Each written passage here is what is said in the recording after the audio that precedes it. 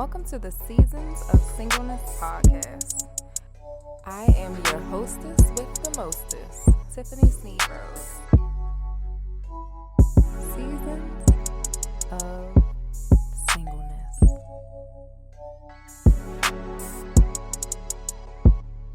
Seasons of Singleness.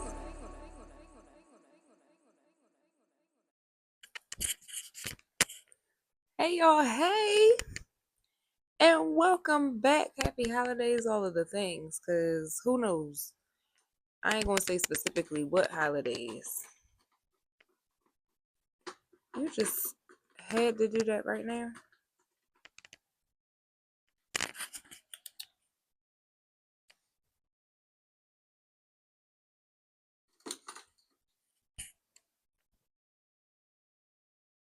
Yeah, who knows when you're going to see this? My son really was asleep all day and decided that as soon as I cut my camera on to record that he was going to play with everything he could. I'm going to try to not allow my ADHD to get me distracted, but it just might. Or somebody might get an ass whooping. Is this camera on? Yeah, we're live. Oh, nah, I ain't seen nothing. I ain't seen nothing. Stay tuned for the next episode of Dragon Ball Z. All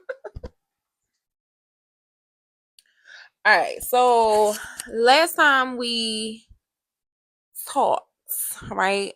I let y'all know that I got baptized in 2020, at the top of 2020. So I went to the service. I went to the service that they have at midnight. Like, hey, let's go into the new year. What? It was me and my homegirls. And we all had like this group that we called Sister Circle, right? So we were just like doing the things. We were growing in Christ together. All of us was kind of taking the same walk. All of us at different aspects of our journey, but essentially we all wanted to grow closer to Jesus. So me and my good sis got baptized that night. I've been baptized before. I think I was like 7. I remember having like to take a class and everything else, but the church I was going to at the time was non-denominational. So, it's like, you believe in Jesus. You want him in your heart. All right, cool. Come get in this water. Which was cool because it's like, I feel like a lot of people, while yes, there are certain aspects that you should know prior to making certain commitments. I think that about anything, not just about Jesus, right? But at the same time, it's like some things you gotta play around with. People say like, oh, don't touch the stove because it's hot, but sometimes I want to touch it because I don't know that it's hot. I just got to go off of what you told me. And while that is very dumb, it is very true. So while I had like some understanding of like, okay, I have to do the things in order to get this one thing done. Like I said before, I had to take a class. I think I want to say like it was like a class for a month. I don't remember anything, if I'm being honest. Okay, I just remember being young. I was 7. 7 was like one of the best years of my life. And it was just like, okay, cool, here we are. We're gonna get baptized. My life went to shit after that. Jesus Christ. I'm joking, but I'm serious. Like trauma, okay, was my portion. But again, like the church that I got baptized at was not the same church that I was going to. So that could be also a thing too. Like I felt like I wasn't necessarily cultivated in God or understanding what relationship was with him, especially if you grew up in a church. So we grew up in a Pentecostal church. I hope I said that right, because y'all know I can't say words. And it was very small, like it was family oriented, everybody knew everybody. But I don't remember ever feeling like outside of my family, like the close knitness of family, right? Or community, church, the things you're supposed to feel when you go to church. Like, yeah, I remember feeling that. I remember my cousins and I playing around, doing the things, whatever, and yeah, falling asleep in the pew. minding our business. Um, but outside of that, like, and I feel like someone's watching this and you're probably thinking like, well, you young, you're not really supposed to know, or you're not gonna really experience, and that's not true. Like if you know God, like I know God, then you know that he is literally digestible to anything, right? I play around a lot. I done breathe life into my cat talking about everything that has breath. Praise ye the Lord. He's biting my foot right now. Give me a second. I feel like I'm gonna have to breathe life into him again. Look at him. I feel like he about to jump up here. Cause I'm prophetic. It's like, no, I saw him. He was in attack mode for whatever reason. I'm talking about Jesus and you playing around. Roll sound. Rolling. Sound production, take two. So I feel like the God that I serve is very digestible, right? And it says so in his word that he is, to the point where all living things have to bow at his command, right? So it's like, it's not that you can't get it when you're young, because my church now, them babies be knowing. They asking questions, they are knowledgeable in what it is that is being brought to them. So it's not that, oh, you young. No, no, you very much know. Like, you can know. And people, it's up to the person who is stewarding you to teach it. And I didn't get it. So similar to that, fast forward to 2020, I take the plunge. We outside. It's me and Jesus. That's how I felt going into the new year, right? So I'm like, all right, Lord, I want to be closer to you. Like, you want to be closer to me.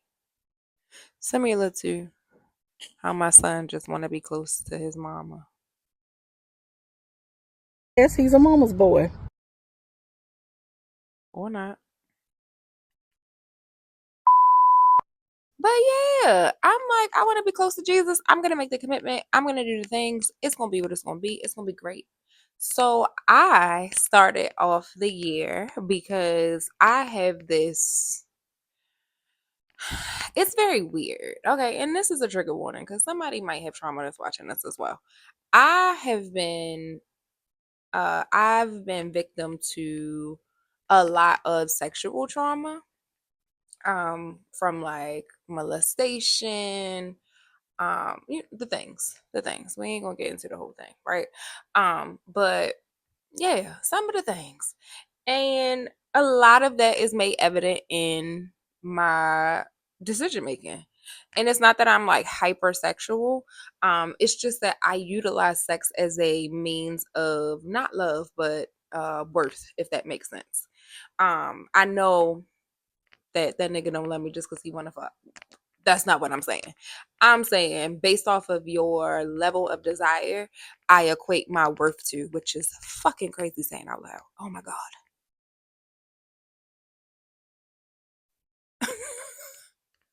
One day we'll be healed. Yeah. Um, but yeah, so that was a thing. And I operated in that for a very long time. And it's not to say, I say operated because yeah, that's the best for now.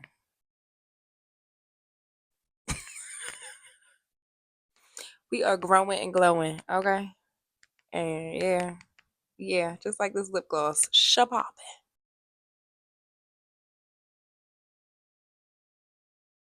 But yeah, so I would essentially think that a man's desire for me was his willingness to like like I not his willingness. A man's desire for me was the equivalent of me being liked.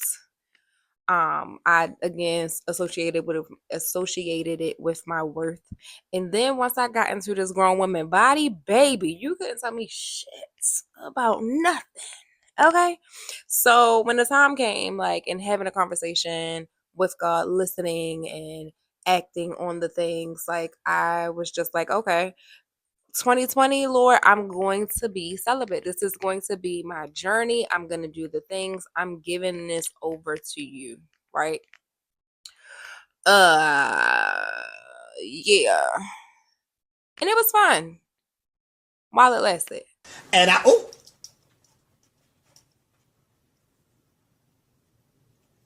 Like it was a good time.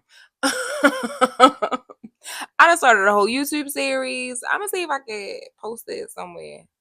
I don't know if the cards be coming up. I be trying, y'all. I'm not a content creator by trade. Or maybe I am. I don't. Neither here nor there. Uh, yeah. I had a whole series called Snapchat and Celibacy where I held my phone up like this, right? This was me. I had a little backdrop. It was actually paper that I put over top, or I glued it, not glued it, I taped it to the front of my closet because it was a free wall. And yeah, me and my little polka dot paper, we was telling the stories about week to week. Like this was my week. This is how things went. Blah blah blah. And it was me. I for whatever reason, I heard put on the armor of God and everything is going to just magically disappear. Y'all, each week I would be doing something fucking stupid. Like, why would you go to that man house? Why are you doing all that? You too. Why are you doing all that? Why you at that man house?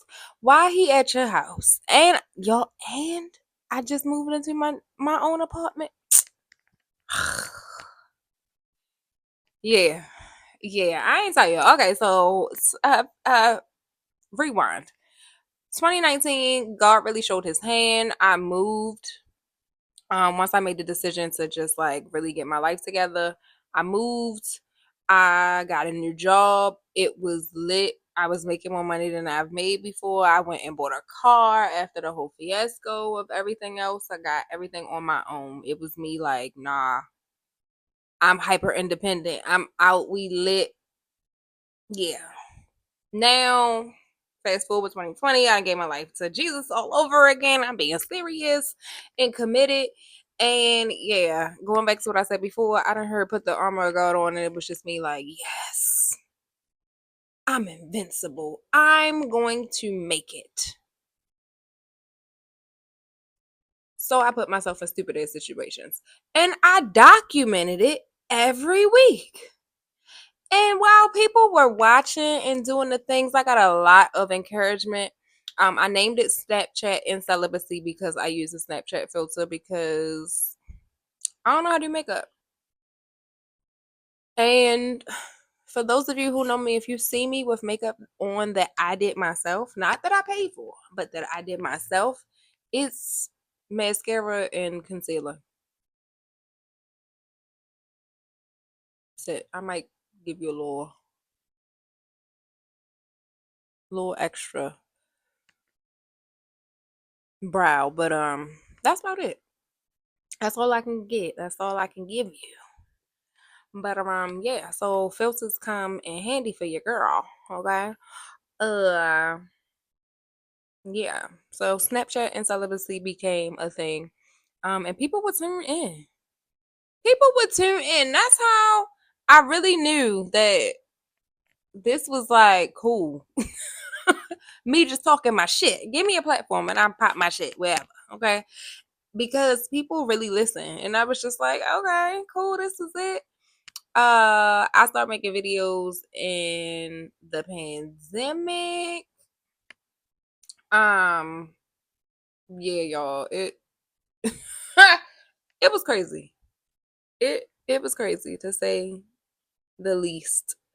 Um, But it was cool at the same time because folks were able to like really look at my journey coming from a real person. So outside of like people that I knew, there were people just online because everybody on YouTube at this time. And I again used to put myself in stupid ass situations thinking that because I've done slight work, like very slight, like girl, you only went to the water. That's it. Fasting and doing the things like I'm saying no to certain things.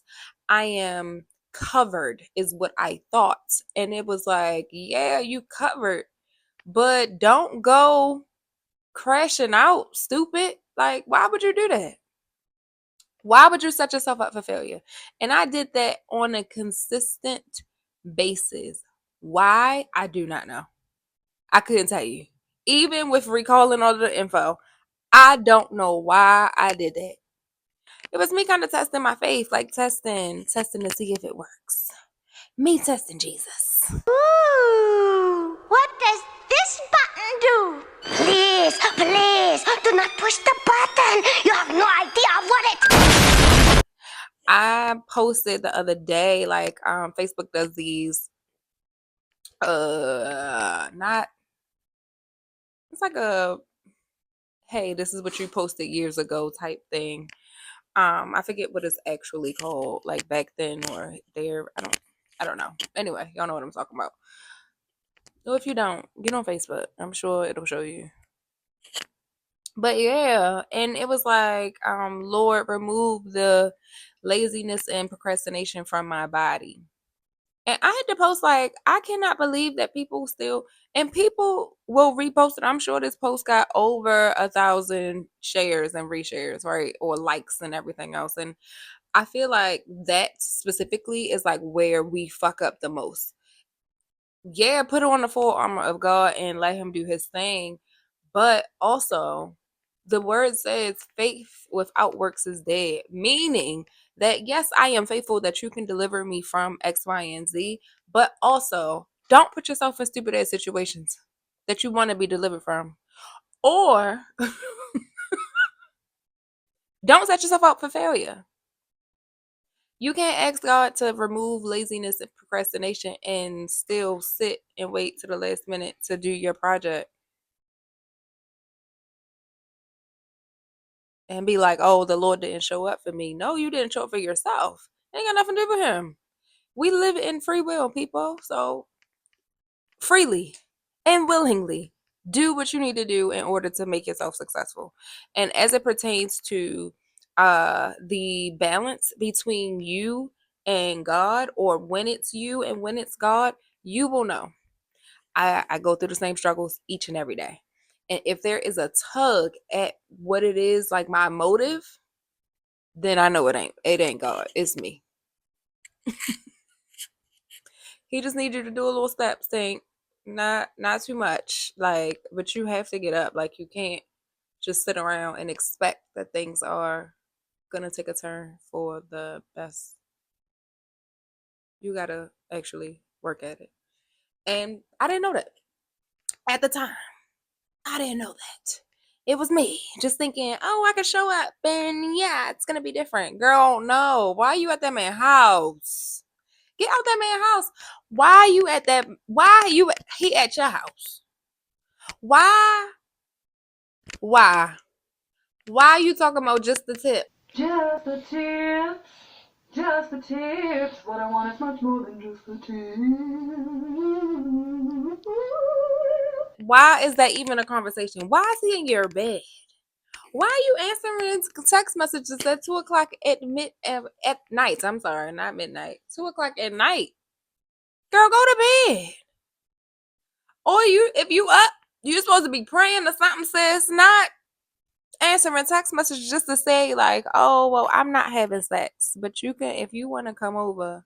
You know what's about to happen. Stupid, stupid, dumb, foolish, ridiculous, crazy. Too much. Not too much on me though. Okay, because I ain't know. I honestly thought that was gonna be that, right? And it wasn't until I had like a real life conversation about where I was, or not necessarily a conversation. Because before the conversation came the fuck up.